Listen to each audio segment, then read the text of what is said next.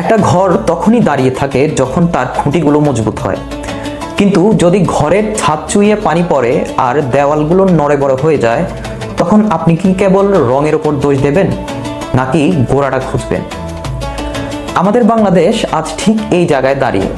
47 আর 71-এর মতো দুটো রক্তক্ষয়ী যুদ্ধ পেরিয়ে আমরা দেশটা পেয়েছিলাম, কিন্তু আজকে আমরা সেই স্বপ্নের বাংলাদেশের পথেই হাঁটছি নাকি কোথাও কোনো বড় ভুল হয়ে যাচ্ছে? প্রথম ভুল, আমরা প্রতিষ্ঠান গড়তে ভুলে গেছি।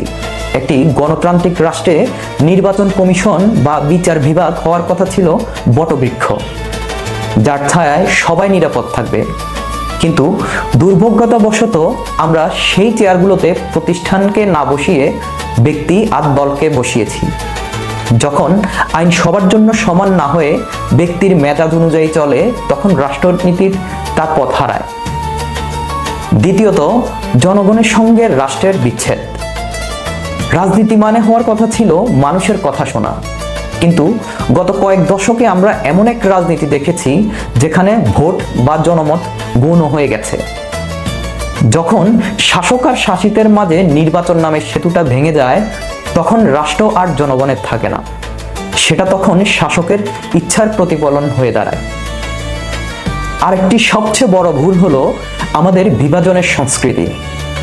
তুমি আমার সঙ্গে নেই মানেই তুমি আমার শত্রু। এই প্রতিহিংসার রাজনীতি আমাদের সৃজনশীলতা কেড়ে নিয়েছে। যোগ্যতার চেয়ে আনুগত্যকে যখন বেশি গুরুত্ব দেওয়া হয়, তখন মেধাবীরা পিছিয়ে যায় আর মোসাহেবরা দেশ চালায়। এই ট্যালেন্ট ড্রেন বা মেধা পাচার আমাদের রাষ্ট্রনীতির এক নীরব ক্ষত। আর আছে দুর্নীতির ক্যান্সার।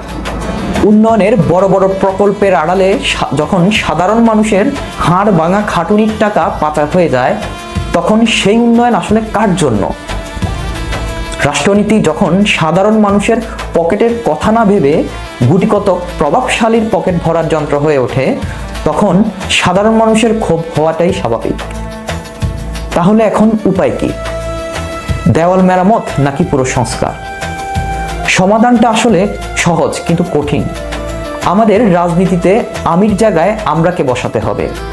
এমন এক ব্যবস্থা গড়তে হবে যেখানে কেউ ক্ষমতার উপরে বসবে না, বরং আইন থাকবে সবার উপরে। একটি রাষ্ট্র কেবল ইটের পর ইট গেঁথে তৈরি হয় না, সেটি তৈরি হয় ন্যায় বিচার আর মানুষের আস্থার উপর। সেই আস্থা ফিরিয়ে আনাই হবে আমাদের এই সময়ের সবচেয়ে বড় লড়াই।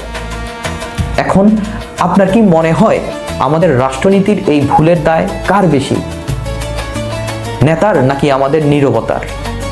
কমেন্টে জানাতে পারেন। ধন্যবাদ।